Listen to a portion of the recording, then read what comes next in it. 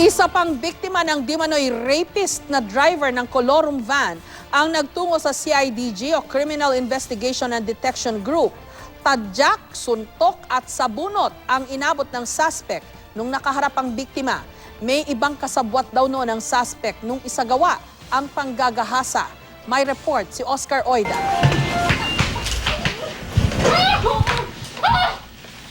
Panibagong biktima mo ng Colorum van driver na si Wilfredo Lorenzo ang lumutang ngayong araw. At sa kasong ito, hindi raw Colorum van ang gamit ni Lorenzo, kundi isang taxi. Ano ginawa siya? Sa akin yung driver niya yan. Pero ito! Ano ka na mukha mo?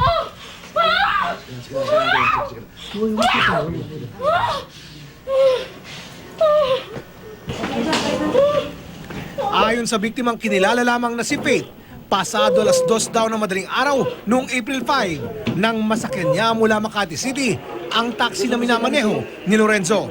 Iginapos raw ni Lorenzo si Faith, binusala ng sariling medyas at saka ginahasa. Kinuha pa raw ng mga suspect ang cellphone at 6,000 cash ni Faith bago raw itapon sa may Scout Chuatoco sa Quezon City. Dapat sila mamatay. Ang dami-dami sila binibiktima. Ang dami na bibiktima mga babae. Bakit ganon? Bakit hindi ligtas si Pilipinas dito? Sabi ni Faith, nagawa ito ni Lorenzo sa tulong ng kasabwat na si Ray Diaz na naaresto na rin kagabi.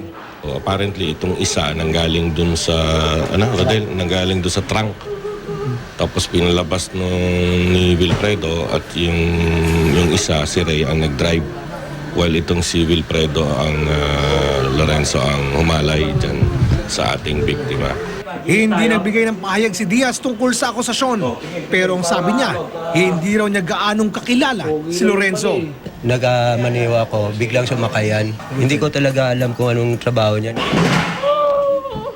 Ayon sa pulis, pang-anim si Faith na nagreklamo ng rape laban kay Lorenzo at magkakapareho raw ang mga kwento. Mobile ang pag nagre-rape siya, lahat ng biktima tinatanggalan ng medyas.